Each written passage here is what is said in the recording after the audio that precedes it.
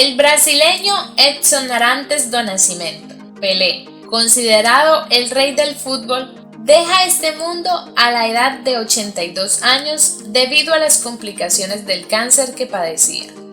El día jueves, miembros de su familia que lo acompañaban en el hospital dieron el triste anuncio. Pelé fallece como consecuencia de un quiebre en el funcionamiento de múltiples órganos, resultado de la progresión del cáncer de colon asociado a su condición clínica previa, informó en un boletín médico el Hospital Albert Einstein, donde el exjugador había ingresado hace exactamente un mes. El jugador se mantuvo alejado de las actividades públicas durante años por problemas en la cadera. En septiembre de 2021 le diagnosticaron cáncer después de que le extirparon un tumor en el colon.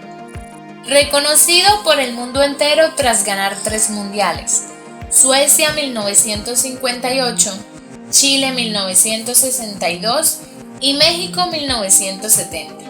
Fue su brillante olfato goleador, su inigualable técnica y sus asombrosos registros los que llevaron a legiones a considerarlo el mejor futbolista de todos los tiempos.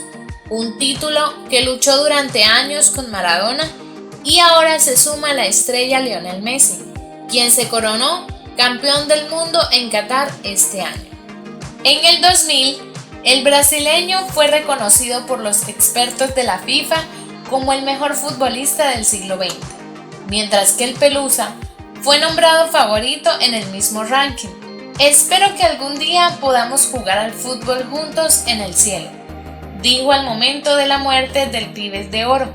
Tras la muerte de Maradona, hoy el mundo pierde a uno de los más grandes futbolistas de la década, quien es responsable de internacionalizar a Brasil y convertir la camiseta número 10 en una leyenda. A pesar de una lesión temprana en la Copa del Mundo de 1962 en Chile, entre sus ruedas gigantes también ostenta otros récords.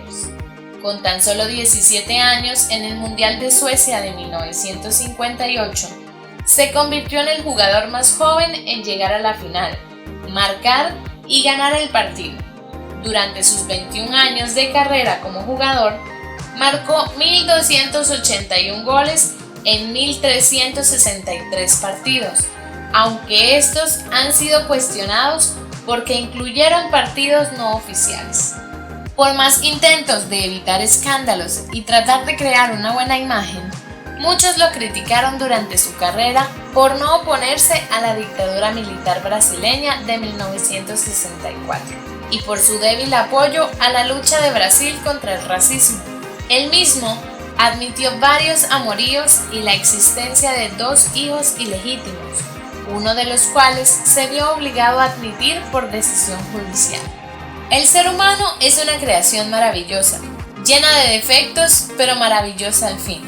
Tenemos la capacidad de desempeñarnos en diferentes áreas de la vida, y el brasileño no fue la excepción, ya que su éxito se extiende más allá del campo de juego. Fue un compositor, cantante, actor y ministro extraordinario de deportes brasileño desde 1995 hasta 1998. Con 3 matrimonios y padre de 7 hijos, logró un sinfín de méritos como él mismo lo expresó. Decir que me faltó algo por hacer sería una ingratitud muy grande. Solo me faltó ir a la luna, le dijo a la FIFA, quien tras su muerte afirmó que el deportista es inmortal. Muchas personalidades se han pronunciado tras la noticia que se propagó rápidamente por las calles de Brasil. La icónica estatua del Cristo Redentor, que extiende sus brazos sobre Río de Janeiro, le rendirá homenaje la noche de este jueves con una iluminación verde y amarillo, los colores de la bandera brasileña. Y nos despedimos con un consejo que el propio astro del fútbol le dio a Diego Maradona. Nunca hagas caso cuando te digan que sos el mejor. El día que te sientas el mejor, dejarás de ser. Enviamos nuestras condolencias a sus familiares y a toda la comunidad que lamente la partida del futbolista. Como siempre, te invitamos a dejar un muy respetuoso comentario. No olvides apoyarnos con un like, suscribirte y activar todas las notificaciones de tu canal Objetivo 23.